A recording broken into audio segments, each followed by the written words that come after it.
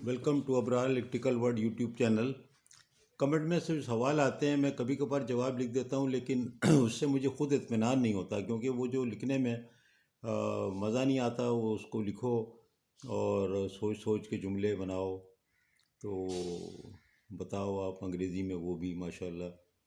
तो मैं ये ज़्यादातर ये करता हूँ कि मैं वीडियो बना देता हूँ लेक्चर, वो मुझे आसान पड़ता है। अपने उर्दू में जो चाह कह दिया। सवाल ये है कि अगर ट्रांसफार्मर का आयल लीकेज हो जाए और होने लगे, अव्वल तो ये ऐसा होना नहीं चाहिए। हो गया तो आपके पास जो एस होते हैं और जो वो चेक करते रहते हैं, क्योंकि डिस्ट्रीब्यूशन ट्रांसफार्मर पे जाएं तो वहाँ पर तो कोई रिले वगैरह होती ही नहीं, तो वो तो आपको चेक करना ही होता है। लेकिन ग्रिड स्टेशन पे भी ऑपरेटर जो है हर घंटे के बाद रीडिंग लेते हैं, टेम्परेचर की भी और आयल लेवल इंडिकेटर जो कंजर्वेटर पे उसकी भी सारी चीज़ें ली जाती हैं। अब ट्रांसफार्मर में देखो, अगर आयल को आप तीन हिस्सों में तकसीम कर सकते हो। एक तो आपके टैंक में जो आयल है और वो फिंस में भी है।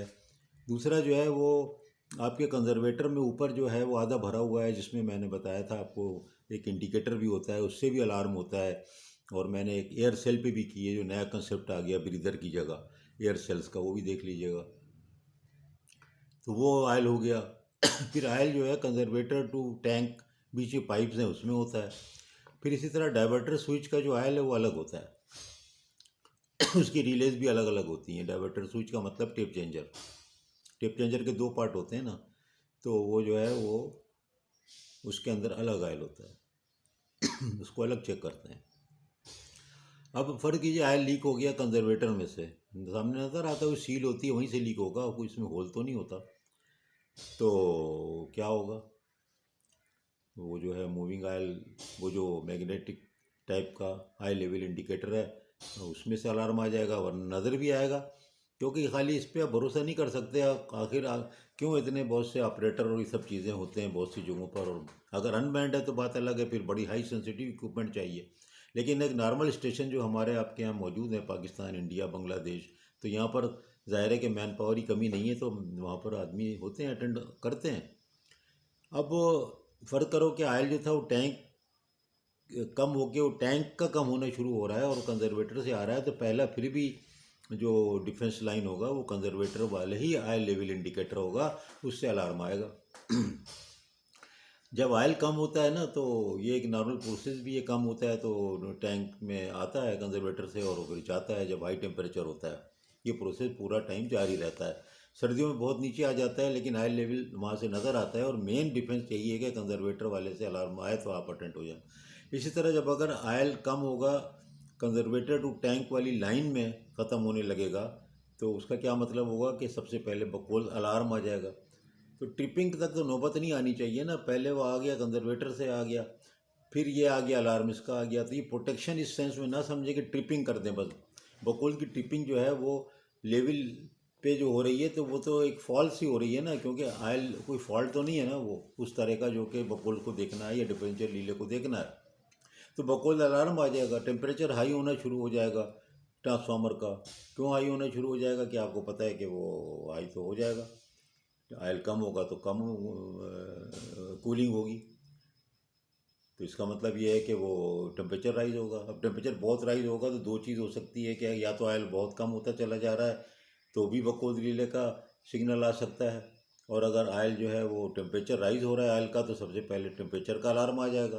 क्योंकि वो भी अगर फुल लोड पे ट्रांसफार्मर चल रहा है तो थोड़ी देर के बाद टेम्परेचर अलार्म आ जाता है। जब गर्म होता है ट्रांसफार्मर तो जाके देखना पड़ता है कि क्या हो रहा है वहाँ पे।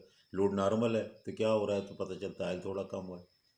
तो सबसे पहली लाइन ऑफ डिफेंस कंजर्वेटर वाली हो गई।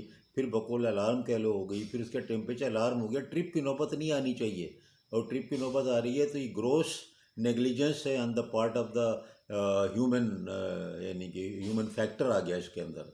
इस तरह नहीं हो सकता है। तो आप इस तरह से इसकी तरतीब समझ लें। बकौल रिले जो है वो एक स्लो टाइप का एक्शन वाली चीज़ होती है, और वो गैस ऑपरेटेड रिले उसको भी कहते हैं। अब गैस ऑपरेटेड नहीं है, गैस नहीं है, लेकिन ऑयल कम हो गया खुद ब खुद, तो भी वो रिले के ऊपर इफेक्ट आ गया। लेकिन वो बकौल रिले ट्रू सेंस में नहीं ऑपरेट हुई, उसे घबराने की ज़रूरत नहीं है। आखिर देखते हैं, बारिश में भी तो हो जाती है, छत पे लगी होती है, इवन पीडीआर ऑपरेट हो जाती है। तो हम लोग को पता होता है कि यार ये बारिश हुई है, पानी जो है वहाँ गया है, हाई ह्यूमिडिटी है, और उसके ऊपर सीली वीलें पुरानी हो गई, 40 साल से ट्रांसफार्मर लगा है, पता चलता है कि 10 दफ़ा आ चुका है उसमें पिछले 10 बारिशों के मौसम में। तो उसको ऑन कर देते हैं सफाई करके, यानी ड्राई करके, खोल के ड्राई करके। बकोज रिले को भी ये करते हैं। लेकिन अगर टेम्परेचर राइज नहीं है, बकोज रिले ट्रिप हुई है, तो इसका मतलब यही होगा कि आयल उसमें से रिले में से भी लीक हो सकता है, वहाँ भी तो सील हैं। तो ये बहुत सीरियस बात नहीं होगी, मतलब ये सीरियस नहीं होगी। देखने के बाद आपको पता चलेगा, ना कोई इसके ऊपर बड़ा सर्ज आने वाला है। असल रियल जो फॉल्ट, इंटरनल फॉल्ट जिस पे बकोज रिले ऑपरेट होती है, डिफरेंशियल भी ऑपरेट ज़रूर होता है, वो इंटरनल फॉल्ट बड़ा हेवी ड्यूटी होता है और उससे डिप आता है वोल्टेज का बहुत बड़ा। और याद रख लें, इंटरनल फॉल्ट पे मैंने पूरी एक अलग लेक्चर बना दिया है, जब सवाल पूछा गया था डिफरेंशियल वर्सेस बकोल्स का, कि भाई बाहर की वुशिंग और बाहर का भी एरिया सारा का सारा केबल जो है 11 kV का, वो सब का सब डिफरेंशियल का जोन है। तो वहाँ की फॉल्ट आता है तो वोल्टेज कोलैप्स होता है, तो पता लगता है ऑपरेटर को, बल्कि सिस्टम में कस्टमर को ही पता लगता है, जो उसी ट्रांसफार्मर के एरिया में होते हैं, दूसरे ट्रांसफार्मर पे जो बंद नहीं हो रहा।